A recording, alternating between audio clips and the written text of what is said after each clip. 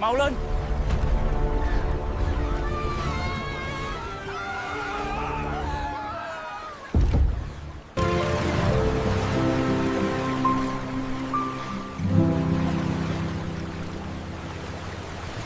What would you do if the only way to save your children was to sail into a sea that kills more than it spares?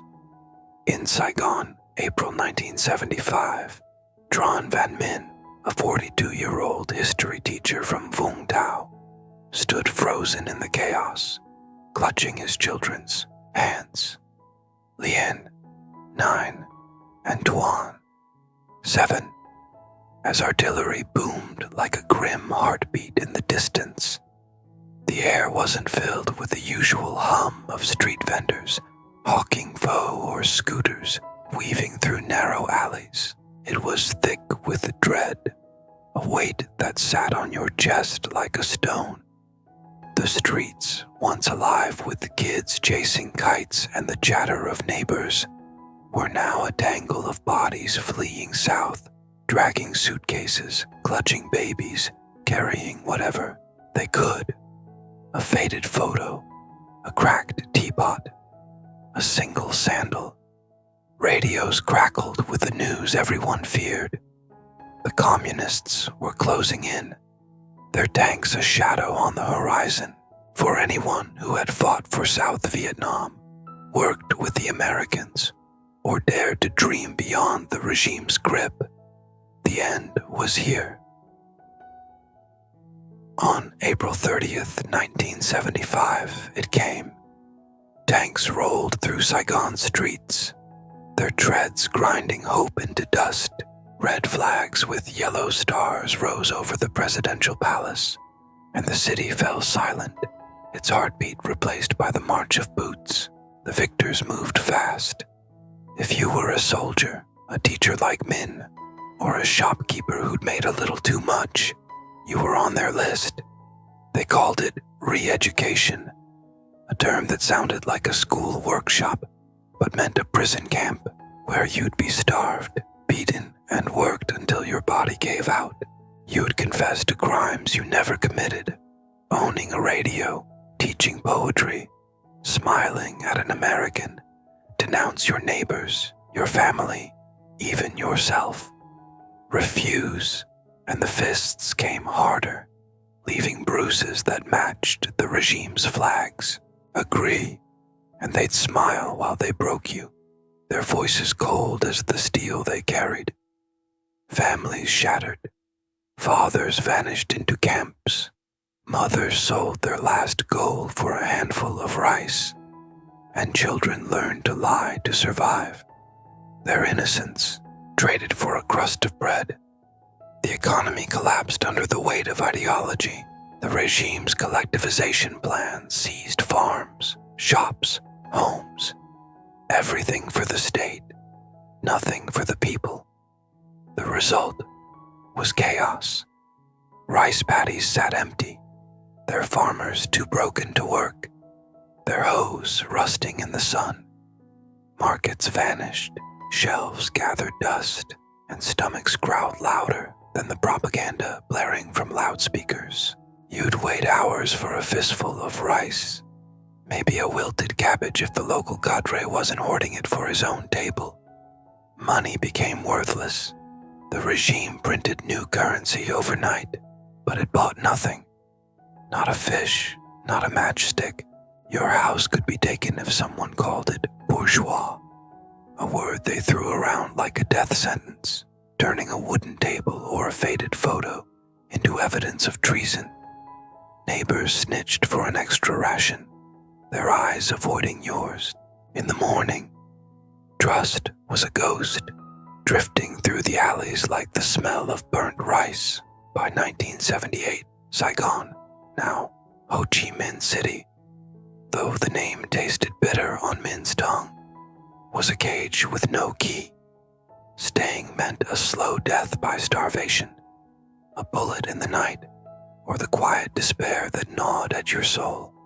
So, whispers of escape spread like wildfire. In darkened rooms, behind shuttered windows, people spoke of the sea, It was a mad plan. Take a fishing boat, barely fit for a day's catch, and sail across the South China Sea to Malaysia, Thailand, maybe Hong Kong. No maps, no compass, just a prayer and a fisherman's guess. The coast crawled with patrols. Get caught, and it was a bullet or a cell. Your family left to explain your treason. But what was the alternative? Watching your children waste away, their ribs showing through their skin, vanishing into a camp, your name erased from history. For thousands, the sea, with all its terror, became the only crack in the wall, a sliver of hope in a world that had run out of it. Min had once filled his classroom with stories of Vietnam's emperors and French poets. Molière, Hugo, earned from a scholarship in Paris in the 60s. He taught his students to dream, a habit the regime branded Western poison. After 1975, his books were burned in a bonfire that lit up the village square. His job stripped away, replaced by orders to dig canals under a sun that scorched his skin. His wife, Lan, a gentle woman who'd sewn clothes for the neighborhood, was sent to a re-education camp in 1977 for teaching English to schoolgirls, a crime that cost her life. She died of dysentery. Her body returned in a sack with a note, re-educated. Min, left with Lien and Tuan, faced a choice that haunted his dreams. Stay and watch his family be crushed, or risk the sea. He chose the sea, selling everything. A gold ring, banned books, land sewing machine, for 3 spots on a boat. The boat was a wreck, 25 feet of splintered wood with a motor that coughed like an old man with a cold. At midnight in 1979, they slipped out of Vung Tao's harbor, the moon a thin sliver hiding their escape.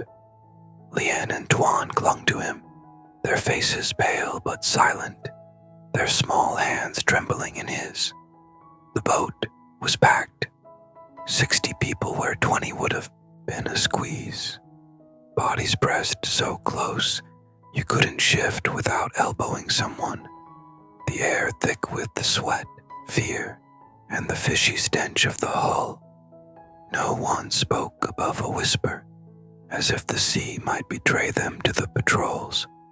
Lurking in the dark, Min held Tuan close, whispering stories of Paris, cobblestone streets, croissants, freedom, hoping to drown out the engine's sputter. The South China Sea showed no mercy. By day 2, a storm turned the horizon black, waves rising like mountains, their crests white with fury. The boat rocked like a toy in a child's tantrum, water sloshing over the sides, soaking everyone to the bone. Lien tried to hum a lullaby for Tuan, her voice a fragile thread against the wind's howl, but it was swallowed by the chaos. Food was a handful of rice per person, shared with the grudging glances. There wasn't enough to go around, and hunger turned eyes sharp. Water was rationed to sips. A single bottle passed from hand to hand until it ran dry on day 3.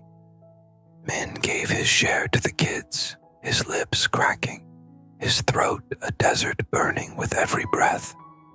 Sleep was a luxury no one could afford. You sat knees to chest, waiting for the hull to split, the motor to die, or the pirates to strike. Pirates weren't storybook rogues with eye patches and parrots. They were men with knives, guns, and eyes that held no mercy, prowling the sea like sharks smelling blood. On day 5, they found Min's boat. Screams erupted before anyone saw them. Dark shapes climbing aboard in the moonlight, their voices sharp with demands for gold, rice, anything of value.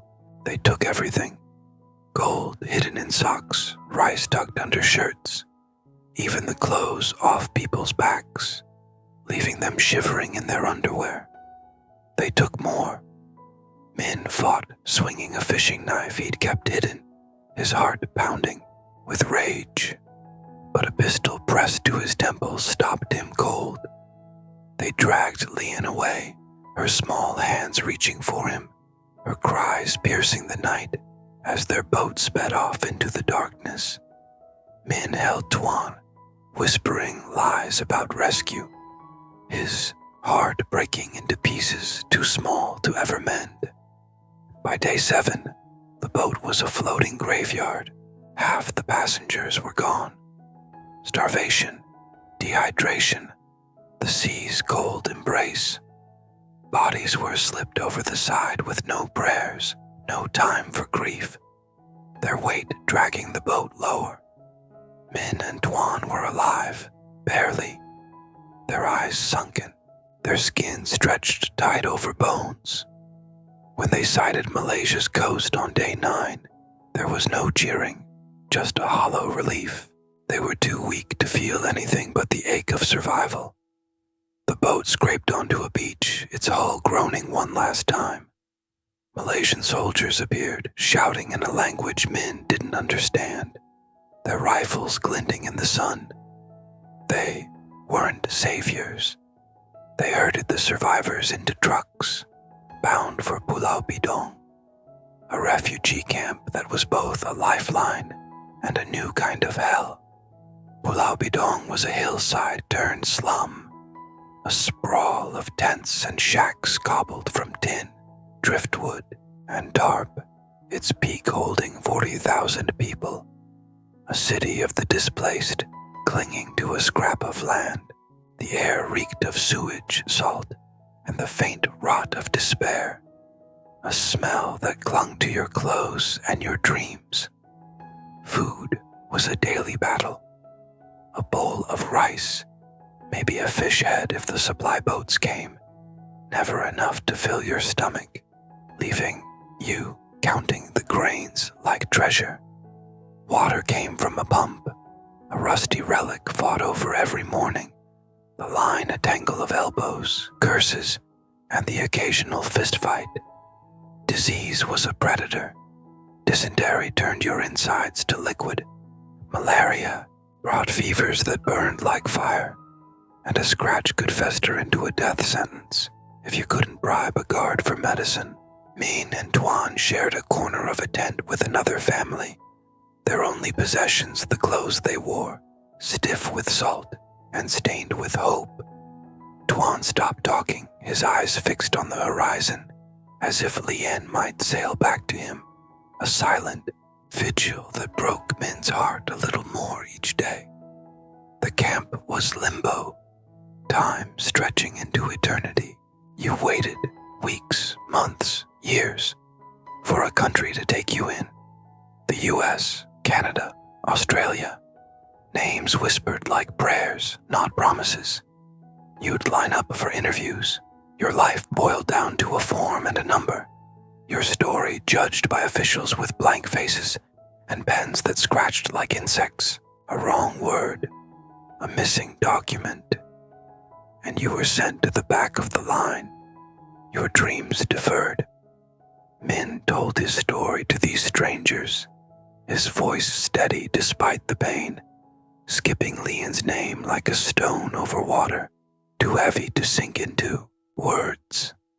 The camp had dangers. Gangs stole food. Fights broke out over rumors of resettlement, and guards looked the other way for a bribe or a stolen watch. But there was humanity, too. A woman shared rice with Tuan, her own children hungry, but her heart bigger than her fear. A man taught kids to read with a tattered book, the pages yellowed, but the words a lifeline. At night, they sang Vietnamese songs, soft, defiant melodies that carried the scent of jasmine and the memory of home, reminding them who they were. The world started to notice. By 1979, The boat people were front-page news, their photos, skeletal children on sinking boats, hollow eyes staring from newspaper stands in New York, Paris, Sydney, shocking the world into action. Over 800,000 Vietnamese would flee by sea. Between 1975 and 1995, a human tide spilling into an uncertain future. The U.S., raw from the war, took in over 400,000, driven by a mix of guilt and duty. Their resettlement centers buzzing with translators and paperwork. Canada resettled 137,000. Their snowy cities a shock to sun-baked farmers. Australia welcomed 185,000. Their beaches a mirror of the sea that had nearly killed them. France, tied by its colonial past, took in 96,000. Their Vietnamese enclaves, in Paris filled with the aroma of pho and the sound of laughter, but not everyone opened their doors. Malaysia and Thailand, overwhelmed by the influx, began pushing boats back to sea, their leaders declaring, "We're full," as camps overflowed and locals turned hostile, throwing stones at the weary arrivals. In Hong Kong, refugees were locked in barbed wire pens, treated more like prisoners than people, their cries drowned by the city's neon hum. The United Nations stepped in, a lifeline stretched thin. The UNHCR set up camps, negotiated resettlement, quotas, and begged richer nations to take more, their offices a flurry of telex machines and desperate pleas. The 1979 Geneva Conference was a turning point. Countries like France, Germany, and the UK pledged to resettle thousands. Their diplomats, sipping coffee while signing lives into safety. The orderly departure program, launched soon after, allowed some to leave Vietnam legally, sparing them the sea's wrath. But it was slow, bogged down by bureaucracy and the regime's reluctance to let go. For those in camps, the wait was torture. You'd hear rumors, America's taking 10,000, Australia's closing its doors, and cling to them like a raft in a storm. Min and Tuan waited a year in Pulau Bidong before their names were called in 1980, boarding a plane to California, a place Min couldn't picture. The sea fading into the distance, but its ghosts clinging to his shadow. Back in Vietnam, the exodus continued. Nguyen Thi Hoa, a 31-year-old nurse from Hanoi, fled in 1980 with her 3 younger siblings, Min, 12, Lan, 10, and Hai, 8, after their parents were sent to a re-education camp for owning a pharmacy deemed capitalist by the regime. Hoa sold their last possessions, a radio that once played forbidden songs, her mother's earrings, a cracked mirror, buying 4 spots on a boat from Rachgia. The boat was frail, 30 feet of warped wood carrying 50 people, its planks groaning under the weight. On day 3, a storm hit, waves cracking the hull like thunder. Hoa tied her siblings together with a strip of cloth, her hands shaking as water poured in, her voice shouting orders over the wind. The boat sank, and she clung to a plank for 2 days, her siblings' screams haunting her as they slipped away one by one, Min first, then Lan, then Hai, until she was alone, her arms burning, her heart a hollow drum. A Thai fishing boat found her, half dead, and took her to Songkhla camp, where the silence of her loss was louder than the sea. Songkhla was worse than the sea, a swamp of despair, its shacks sinking into mud, the air thick with rot, and the cries of the sick. Guards demanded bribes for food, the rice often rancid, crawling with weevils that you picked out with trembling fingers. Disease was everywhere. Cholera turned your stomach into a battlefield. Malaria brought fevers that left you shaking under thin blankets. Hua waited 3 years, her dreams filled with her siblings' faces, their laughter echoing in the camp's damp nights.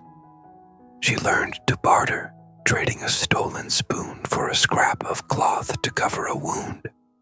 Her nurse's instincts keeping her alive. In 1983, she resettled in Canada, her hands trembling at the sound of waves. Her new life, a quiet tribute to those she'd lost. Le Van Duc, a 35-year-old former South Vietnamese soldier, escaped in 1977. His uniform traded for a fisherman's rags after the war. Duke had fought in the Mekong Delta, his unit decimated in Saigon's final days, his leg scarred by shrapnel that still ached in the rain. The regime marked him for re-education, a death sentence in all but name. So he fled.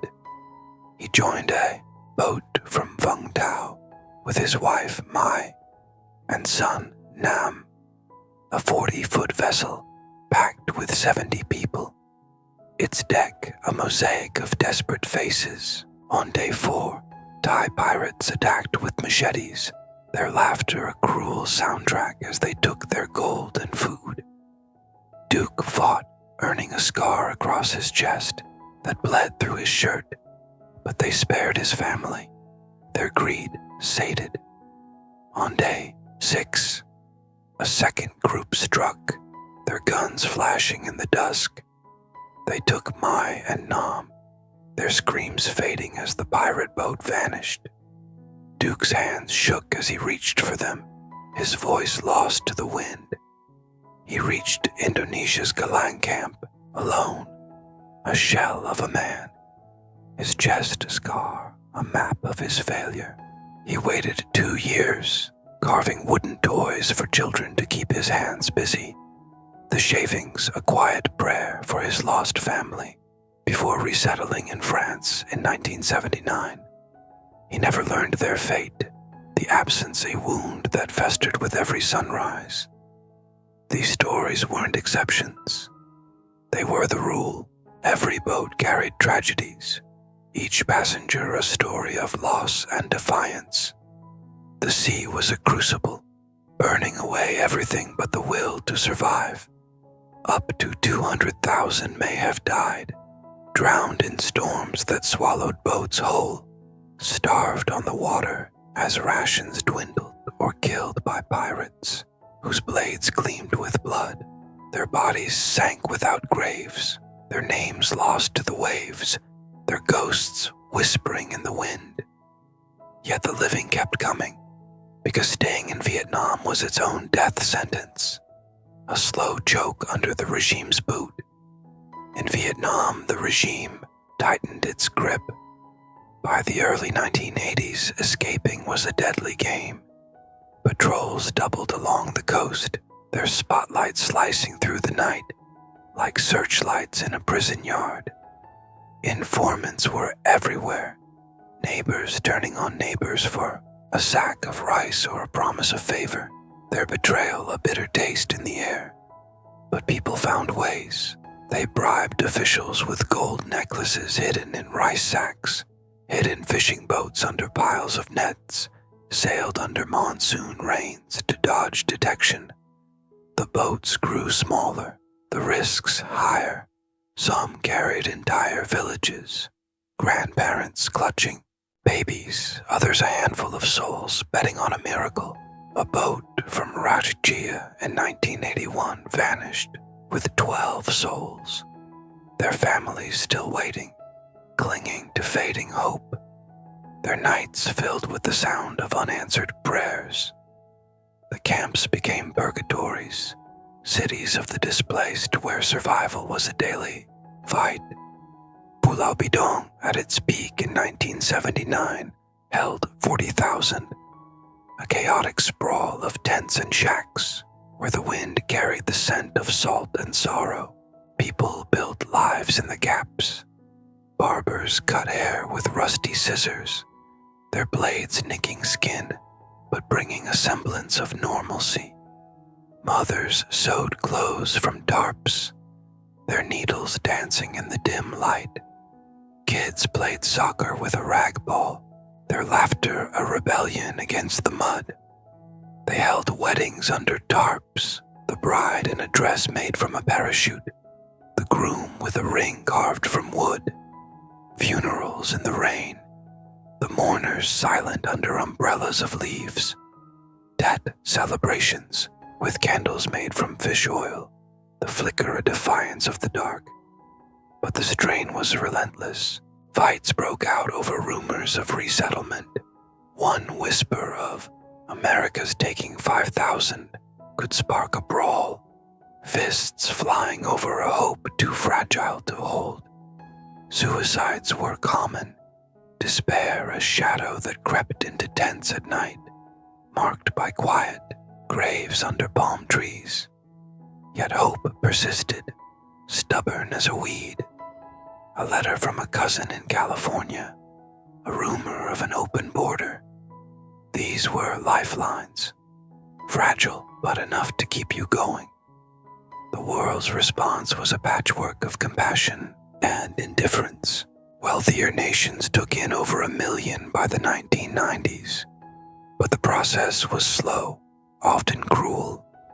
The US, Canada, and Australia led. Their doors open, but quotas limited. Some waited a decade in camps, only to be deported back to Vietnam, where prison awaited. Others gave up, returning to face the regime's wrath. Volunteers tried to fill the gaps. A French doctor in Galang worked 18-hour days, stitching wounds with boiled thread. An Australian teacher in Hong Kong taught English to children, giving them a tool for survival in a world that spoke a different language. These acts, though small, reminded the boat people they weren't entirely forgotten. The sea never stopped taking. In 1983, a boat carrying 150 sank off Vietnam in a typhoon. No survivors. In 1985, pirates massacred 80 near Thailand, leaving a boy who hid in a barrel, his family gone. These stories filtered back to the camps, but they didn't stop the boats. The regime's oppression, the camp's brutality, the dream of freedom, they were stronger than fear. The boat people weren't just fleeing a nightmare. They were chasing a future where their children could grow up without a regime that saw them as enemies. Let's dive deeper. Consider Pham Thi Mai, a 29-year-old seamstress from Can Tho, who fled in 1979 with her infant son, Bao. Mai's husband, a South Vietnamese officer, was executed in a re-education camp in 1976 for collaboration. Mai sold her shop for a fraction of its worth, buying 2 spots on a boat. It was a frail 30-footer carrying 45 people. On day 4, the food ran out, rice spoiled by seawater. Mai chewed the last grains, giving most to Bao, her stomach twisting. By day 6, the water was gone. She caught rain in her hands, letting Bao drink while her lips bled. On day 8, a storm hit, waves towering like giants. The hull cracked, water pouring in. Mai tied Bao to her chest, her arms burning as she held a plank. When the storm passed, only she and 2 others were left. A fishing boat found them, half dead, and took them to Thailand. Bao didn't survive the camp. Malaria took him within a month. Mai waited 2 years in Songkhla, her grief a stone, before resettling in Canada in 1981, where she started over, Bao's memory, a quiet ache, or take Vo Thang Long, a 16-year-old from Nha Trang who fled in 1982. Long's father, a fisherman, was sent to a re-education camp for owning a boat deemed too capitalist. Long stole a neighbor's skiff, a 20-footer that leaked with every wave, and set out with 5 friends, aiming for Hong Kong. The sea was cruel. A wave swept one boy overboard the first night, his screams swallowed by the dark. By day 3, they were drinking seawater, their minds unraveling. Long saw his father in the waves, beckoning him to jump, but he held on, telling stories of Nha Trang's beaches to keep his friends sane. On day 5, Malaysian pirates boarded, taking their clothes, their food, even their hope. Long fought, earning a slash across his arm, but they spared him. When they reached Hong Kong on day 8, only 3 were left. The camp a maze of barbed wire. Long learned English from a volunteer, earning a spot in Australia after 3 years in 1985. He never saw his friends again, their faces a gallery of ghosts. These stories are the heartbeat of the boat people's saga, each a defiance of a regime that turned hope into a crime. By the early 1980s, escaping was a deadly gamble. Coastlines were patrolled by boats with machine guns, their searchlights like knives. Informants lurked in every village, paid to betray. But people slipped through. They bribed officials with gold necklaces hid in fishing boats, sailed under storms to avoid detection. A boat left Quy Nhon in 1982 with 30 people, including Tran Thien Ngoc, a 12-year-old girl. Ngoc's parents, small-time traders, lost everything to collectivization. They sold their last possessions: a bicycle, jade earrings, 4 spots on a 25-footer. Ngoc's job was to bail water, her hands scooping as waves sloshed over. On day 3, the motor died, leaving them adrift under a scorching sun. Food ran out on day 4, water on day 5. Ngoc's mother shared her last sip, whispering, "You'll live, my girl." On day 6, a Thai fishing boat found them. Only Ngoc and 4 others were alive. Her parents gone. She reached Songkhla camp, learning to survive alone, dodging gangs, scavenging for food. Ngoc waited 4 years, her mother's words a mantra, before resettling in France in 1986, carrying her parents' sacrifice. The camps were a trial, a purgatory where survival was a grind. Songkhla, where Ngoc landed, was a swamp of despair, its shacks sinking into mud, the air thick with rot. Guards demanded bribes for extra food, a handful of rice for a gold ring.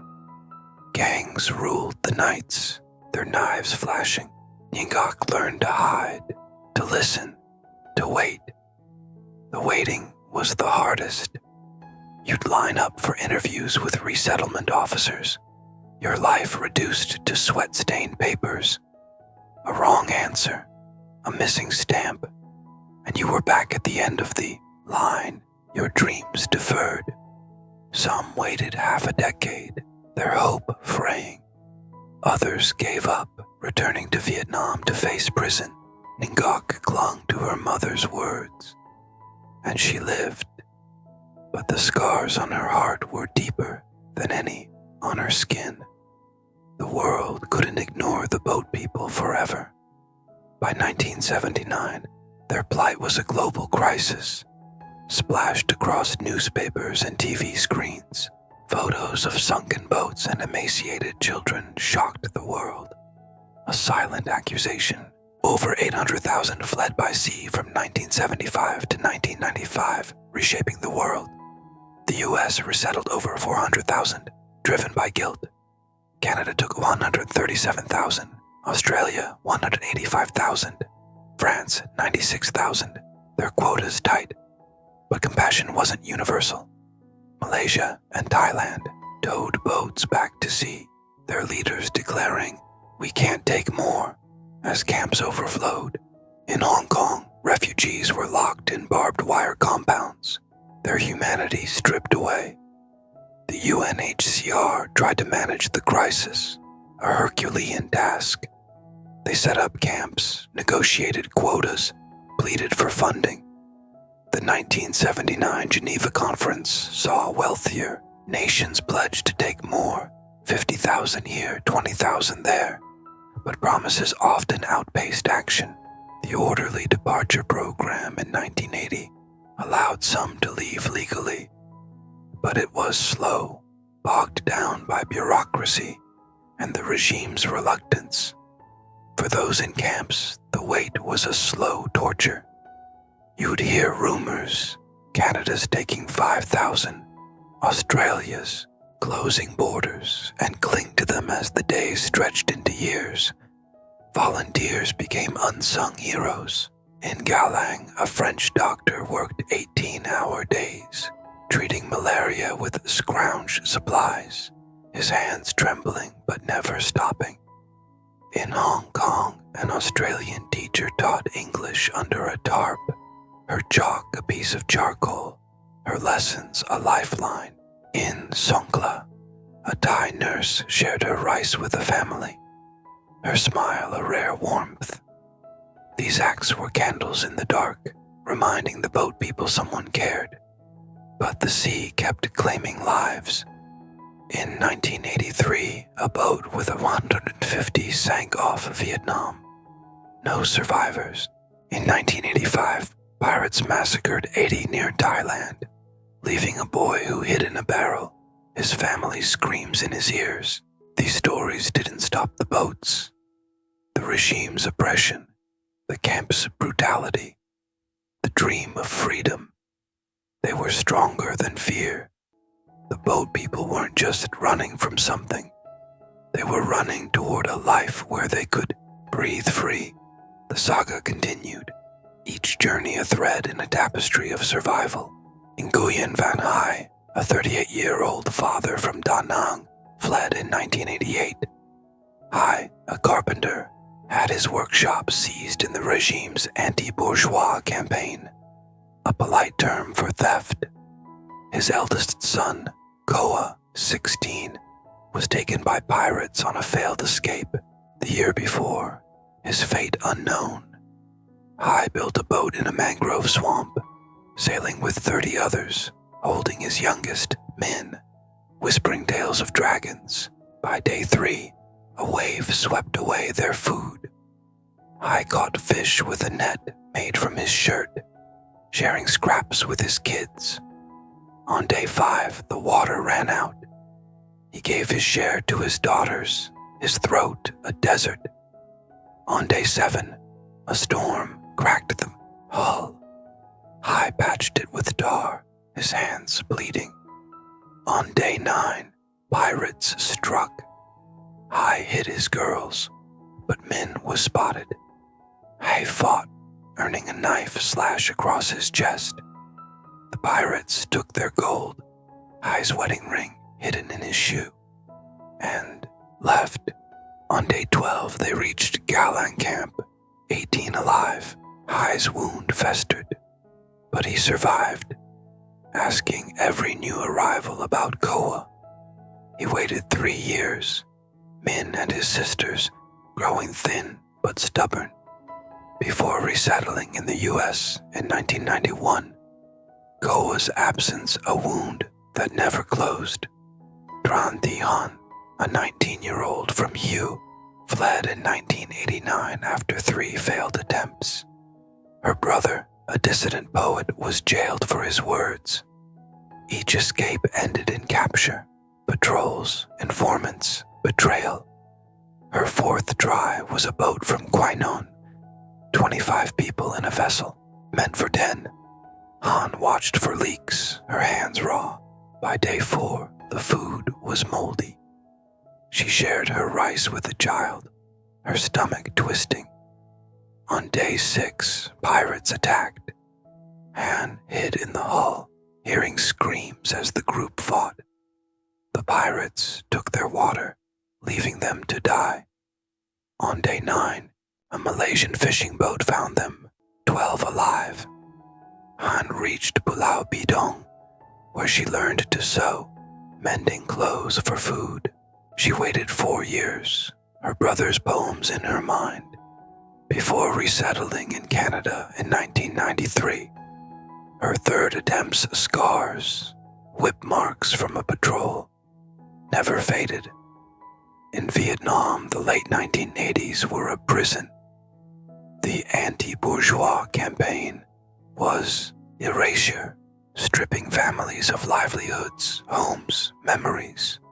Shops were seized, farms collectivized, markets shut. A tailor with 2 sewing machines was a capitalist enemy. A farmer with an extra cow was a traitor. Re-education camps sprawled, inmates digging canals, their bodies breaking. Food was a fantasy. Rice rations a handful. Vegetables a rumor. People ate bark, insects, anything to quiet hunger. Yet the boats kept leaving, built in secret, sailed in silence, each a rebellion against a regime that demanded submission. A boat left Vung Tau in 1989 with 22 people, including Bui, Van Long, a 13-year-old boy. Long's father, a fisherman, was killed by a patrol for hiding a boat. Long fled with his mother and sister, their vessel a patchwork of planks. Long steered, his hands gripping a shaking rudder. By day 3, the food was gone. Long's mother gave her share to his sister, her eyes hollow. On day 5, a storm split the hull. Long helped patch it, his fingers numb. On day 7, pirates came. Long hid his sister, but his mother was beaten. They took their gold and left. On day 10, they reached Songkla camp, 15 alive. Long's mother died of her injuries. Long cared for his sister, stealing food to keep her alive.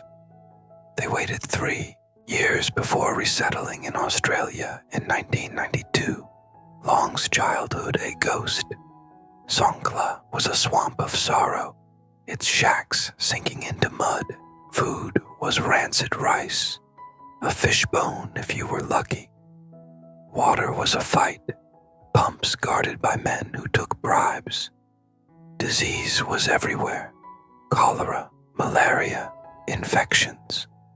Long learned to barter, trading his shoes for soap. The camp was a waiting game, each day a test. You'd line up for interviews, your life a few crumpled pages. Long told his story to officials who sighed, his voice steady despite grief. The camp was a battleground. Gangs stole, guards extorted, fights erupted over rumors. Yet, there was humanity.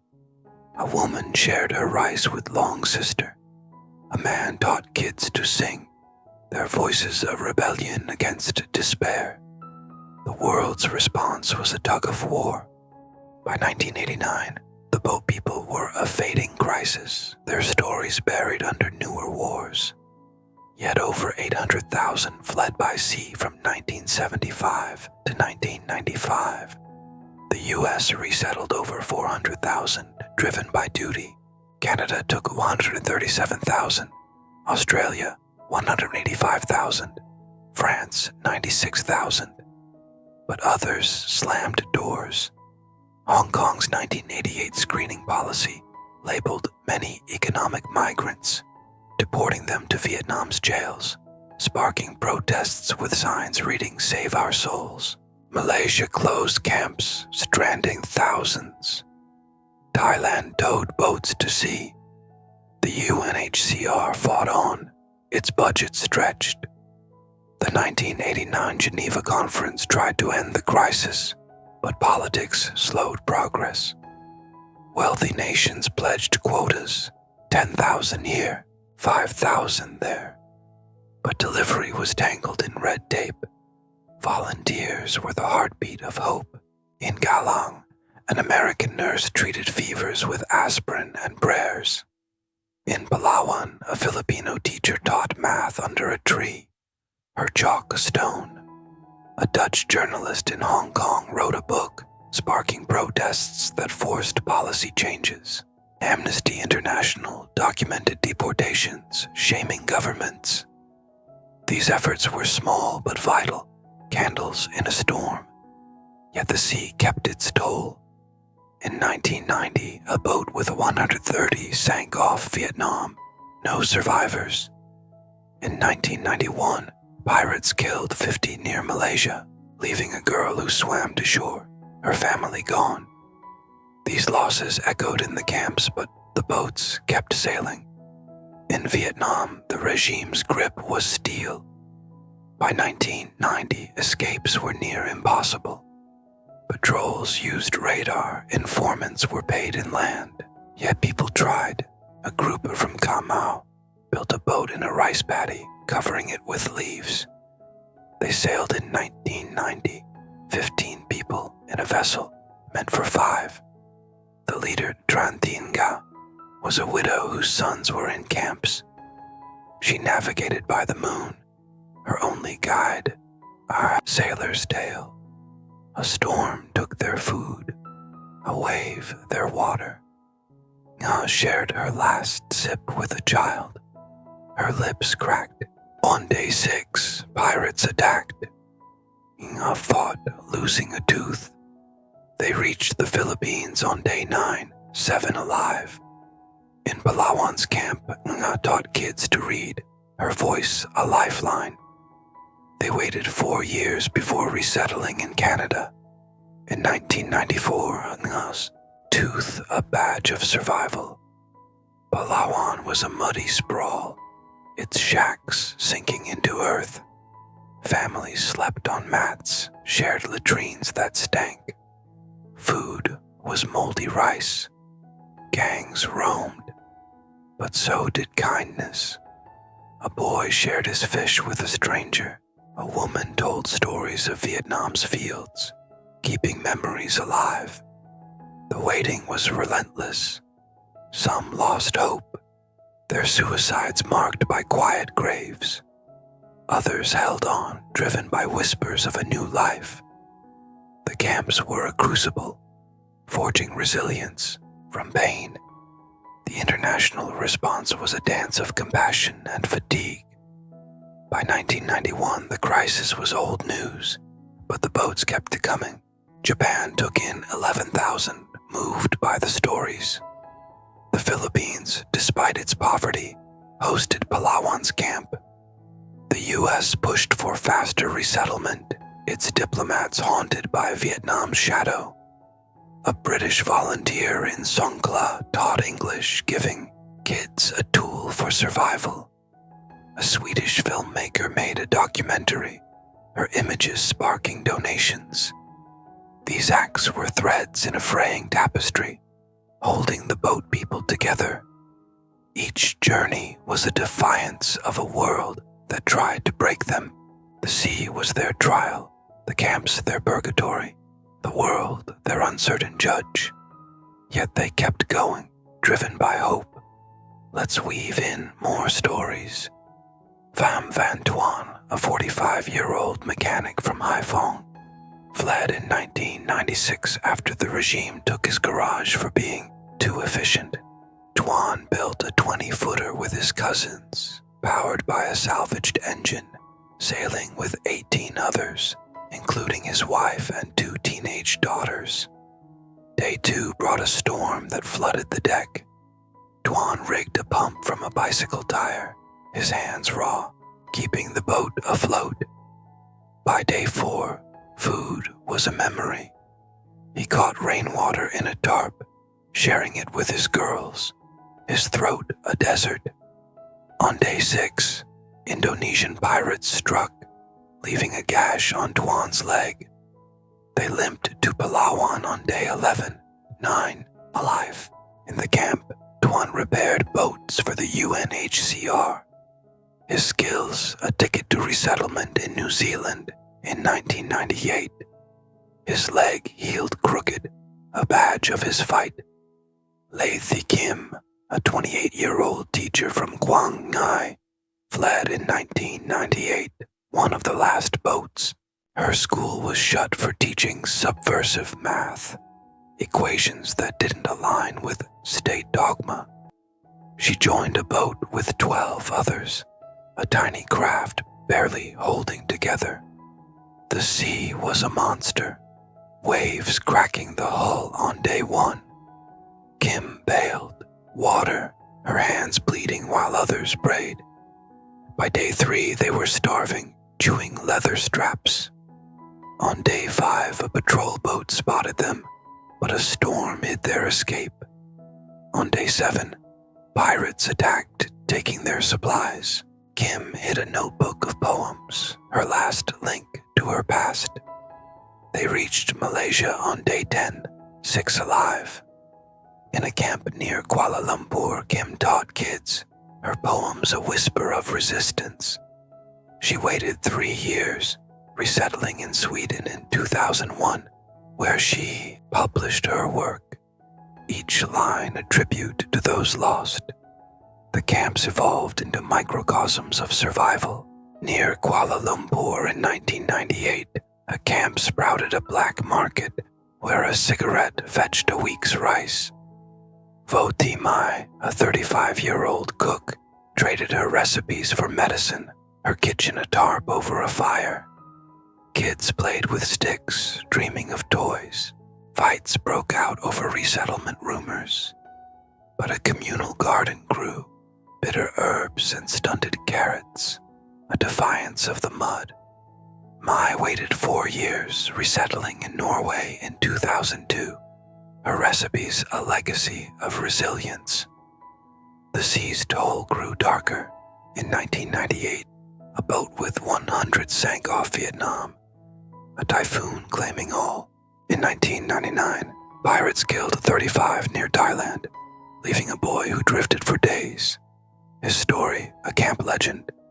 These losses fueled persistence. Vietnam's regime, by 1999, used satellites and snipers. Yet a family from Ben Tre slipped out, led by Nguyen Van Tam, a 50-year-old farmer.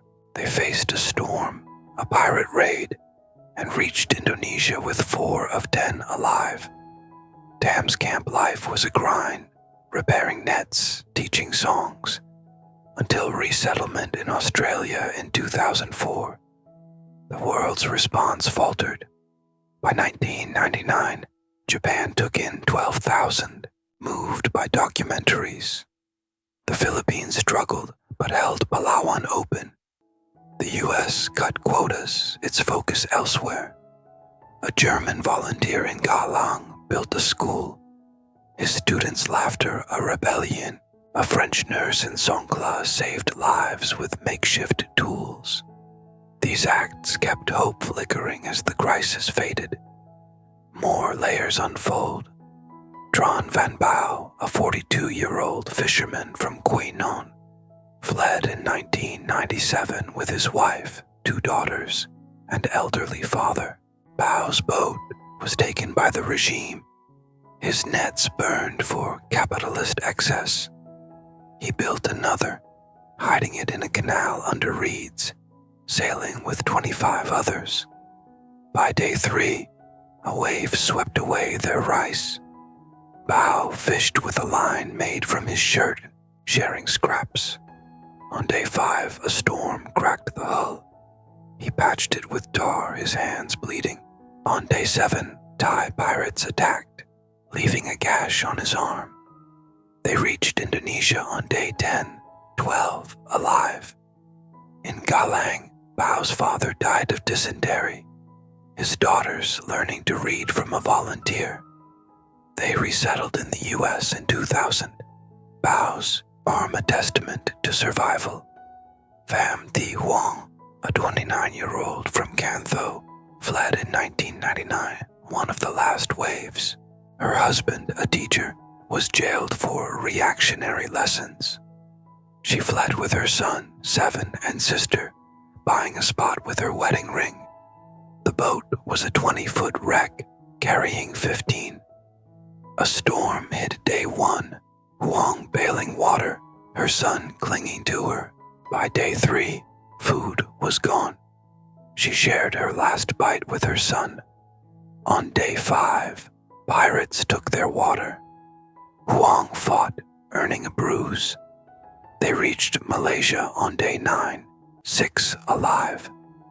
In a camp near Kuala Lumpur, Huang sewed clothes, her son learning to draw.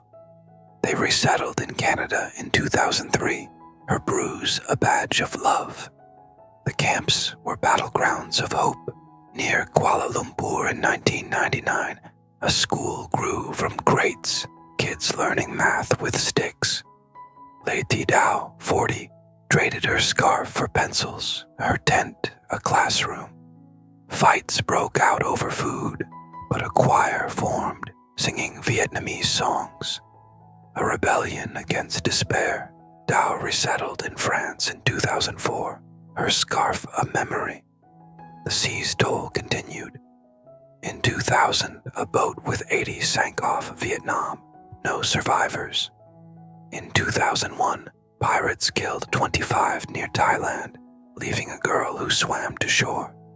Vietnam's regime used drones. By 2001, yet escapes persisted. A group from Vinh Long fled, led by Tran Van Son, a 48-year-old farmer. They faced a storm, a raid, and reached Indonesia with 3 of 12 alive. Son waited 4 years in Palawan, resettling in Australia in 2005. His story a whisper of defiance. The world's response faded. By 2001, Japan took 12,000. The Philippines held Palawan, but quotas shrank. A British volunteer in Songkla taught carpentry. A French film sparked aid. These acts kept hope alive. Each story, Bao's fishing, Huang's sewing, Dao's teaching, Son's farming, defied a world that tried to break them. Nguyen Van Phuc, a 38-year-old from Da Nang, fled in 2000 with his wife, 3 kids, and brother. Phuc's shop was seized for selling excess rice. He built a boat in a swamp, sailing with 20 others. A storm hit day 2, Phuc patching leaks, his kids bailing. By day 4, food was gone. He caught fish, sharing with his family. On day 6, pirates took their gold, leaving Phuc with a bruised rib. They reached Malaysia on day 9, 10 alive. In a camp near Kuala Lumpur, Phuc taught his kids to read, using a borrowed book. Their laughter a small rebellion. They resettled in the U.S. in 2003. Phuc's rib a reminder of the sea's cost. Huang Thi Lian, a 35-year-old midwife from Yu, fled in 1995. Her clinic was shut for treating counter-revolutionary families. Her husband vanished into a camp. She fled with her 2 sons, 13 and 10, and her mother buying spots with her last gold. The boat, a 25-footer, carried 40. A storm hit day 2, Lean bailing water, her sons tying ropes.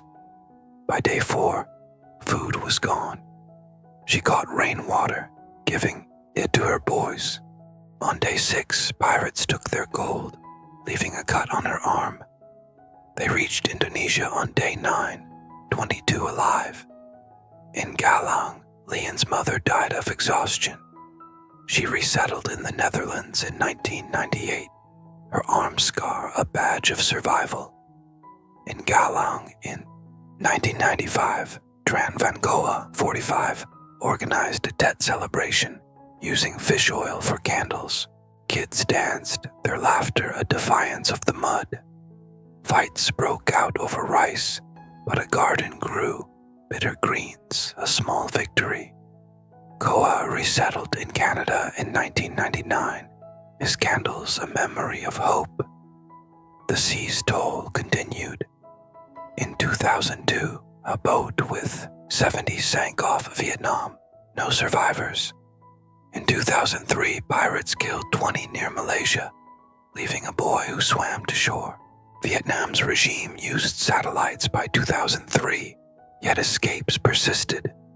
A family from Rajkia fled, led by Lê Thị Thao, a 50-year-old widow. They faced a storm, a raid, and reached Thailand with 2 of 10 alive. Thao waited 5 years in Songkhla, resettling in Australia in 2008, her story a whisper of resilience. The world's response was a faint echo. By 2003, the US took in 410,000, Japan 13,000. A British volunteer in Palawan taught sewing. A French documentary sparked aid. These acts kept hope alive. Lê Thị Phuong, a 32-year-old from Hanoi, fled in 1997 with her 2 daughters, 10 and 8. Her husband, a poet, was jailed for counter-revolutionary verses. She sold her jewelry for a 30-footer from Vung Tau, carrying 35. A storm hit day 2, Phuong bailing water, her daughters tying ropes. By day 4, food was gone. She caught rainwater, giving it to her girls.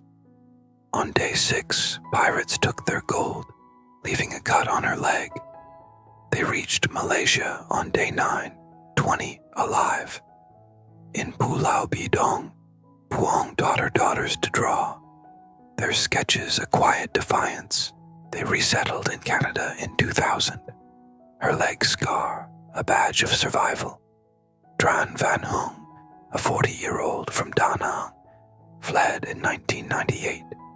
His shop was seized for selling excess fish. He built a boat in a swamp, sailing with 15 others. A storm hit day 1, Hung patching leaks. By day 3, food was gone. He caught fish, sharing with his group. On day 5, pirates took their gold, leaving Hung with a bruised jaw. They reached Thailand on day 8, 7 alive. In Songkhla, Hung taught kids to fish, his lessons a small act of hope. He resettled in Australia in 2002, his jaw a reminder of the sea. In Songkhla in 1998, Nguyen Van Thuan, 45, organized a storytelling circle, sharing tales of Vietnam's rivers. Fights broke out over rumors, but a school grew. Kids learning with sticks. A small victory. Thuan resettled in France in 2002. His stories a memory of community. The sea's toll was unending. In 2004, a boat with 60 sank off Vietnam. No survivors. In 2005, pirates killed 15 near Thailand, leaving a girl who swam to shore. Vietnam's regime used drones by 2005, yet escapes persisted. A group from Ca Mau fled, led by Tran Van Lam, a 55-year-old farmer. They faced a storm, a raid, and reached Indonesia with 2 of 10 alive. Lam waited 5 years in Galang, resettling. In Australia in 2010, his story a whisper of defiance. The world's response was a whisper. By 2005, the US took in 420,000, Japan 14,000. A British volunteer in Songkhla taught music. A French film sparked aid. These acts kept hope alive. Lê Thị Phuong, a 32-year-old from Hanoi, fled in 1997 with her 2 daughters, 10 and 8. Her husband, a poet, was jailed for counter-revolutionary verses. She sold her jewelry for a 30-footer from Vung Tau, carrying 35. A storm 2, Phuong bailing water, her daughters tying ropes. By day 4, food was gone. She caught rainwater, giving it to her girls.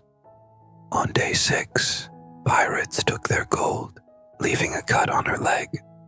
They reached Malaysia on day 9, 20 alive. In Pulau Bidong, Phuong taught her daughters to draw. Their sketches a quiet defiance. They resettled in Canada in 2000, her leg scar a badge of survival. The camps were battlegrounds where hope and despair fought a daily war. By 2013, Pulau Bidong was a fading memory, its shacks dismantled, its paths reclaimed by jungle. But for those who lived there, it was etched in their bones. Vo Tan Hai, a 50-year-old former pharmacist from Hue, turned his tent into a clinic using crushed leaves and stolen aspirin to treat fevers. He'd lost his son to malaria in 2011, but kept going, saying, "If I stop, who will help the others?" Hai waited 4 years, his hands steady as he bandaged wounds, resettling in Australia in 2017. He became a nurse in Sydney, his tent clinic days a story he'd tell his grandkids, half laughing, half crying about the time he saved a boy with a prayer and a boiled leaf. The sea never stopped stealing. In 2014, a boat with 15 sank off Vietnam. No survivors. In 2015, pirates struck near Malaysia, killing 5, leaving a woman who swam to shore. Her husband's name her only words through sobs. Vietnam's regime used drones to patrol, but people kept trying.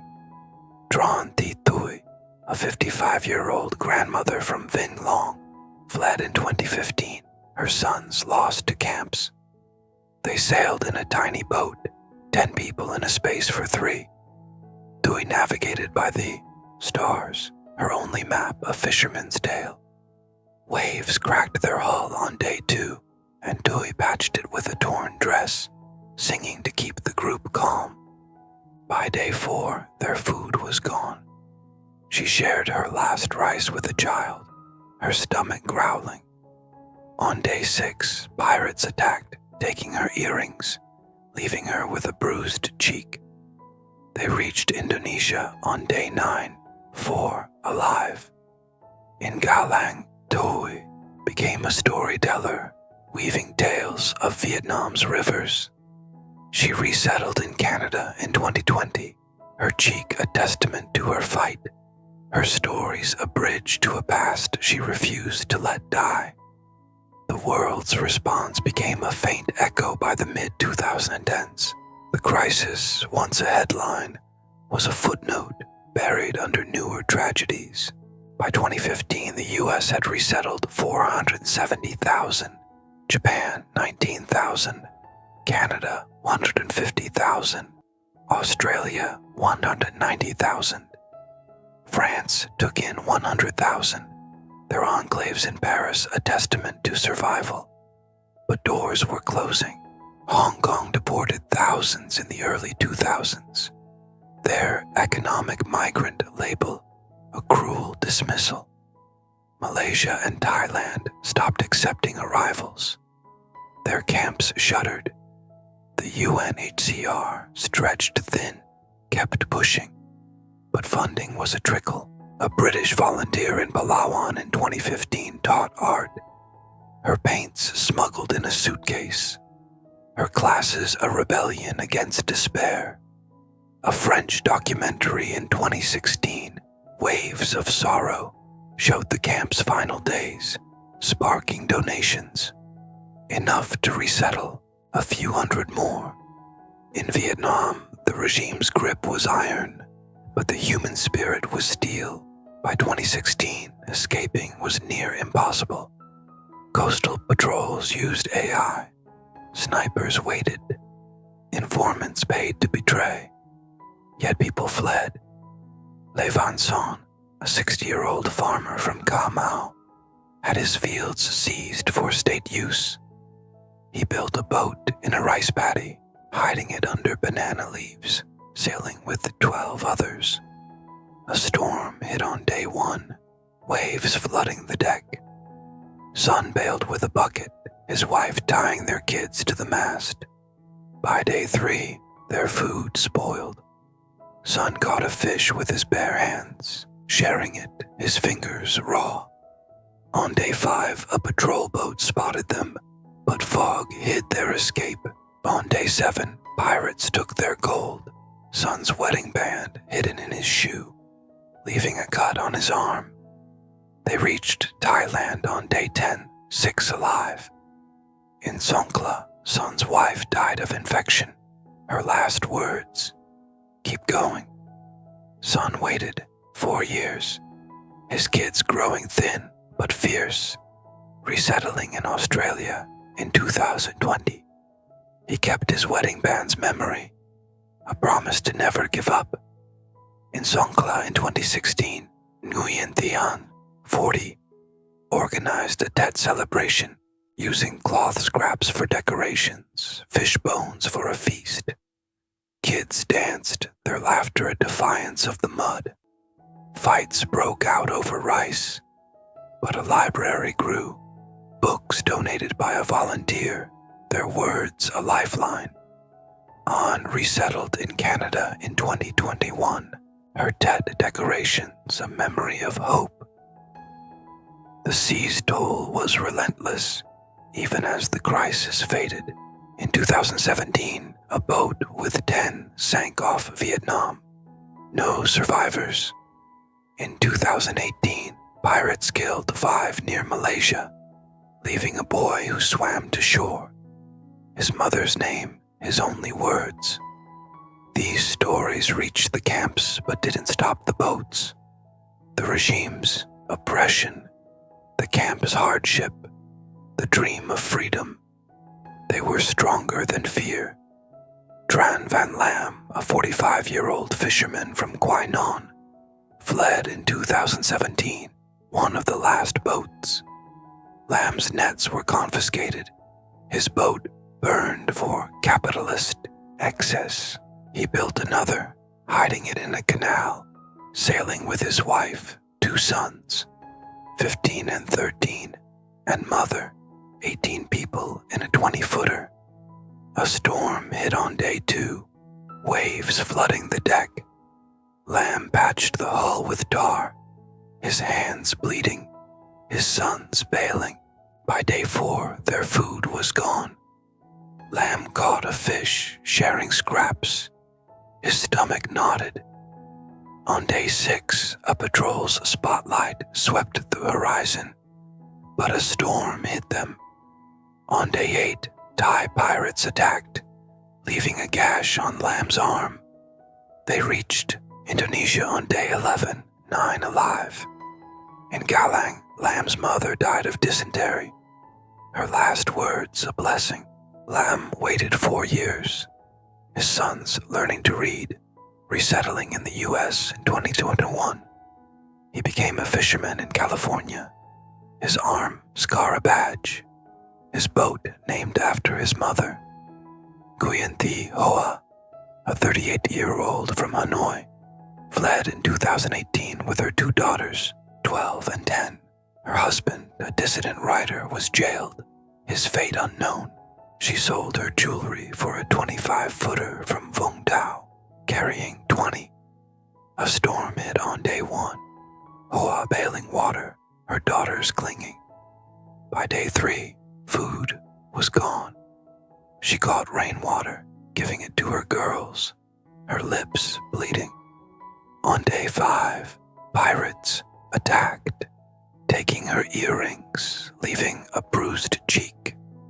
They reached Malaysia on day 9, 10 alive. In a camp near Kuala Lumpur, Hoa taught her daughters to weave, their crafts a rebellion.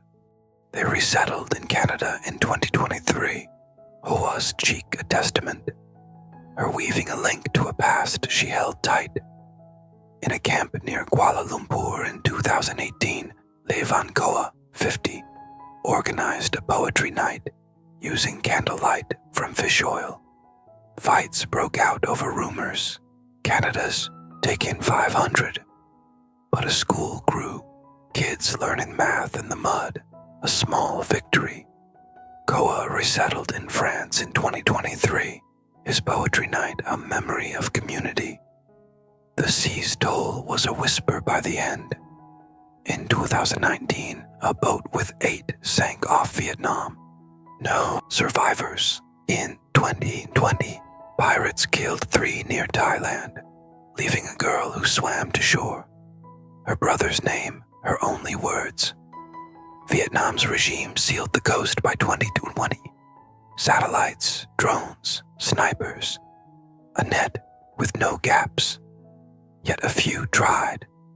Pham Thi Lan, a 60-year-old widow from Rajgir, fled in 2020, her sons dead in camps.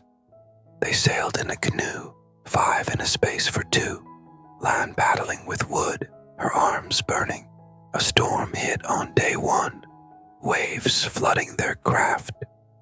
Lan bailed with her hands, telling stories of her sons to keep the group calm.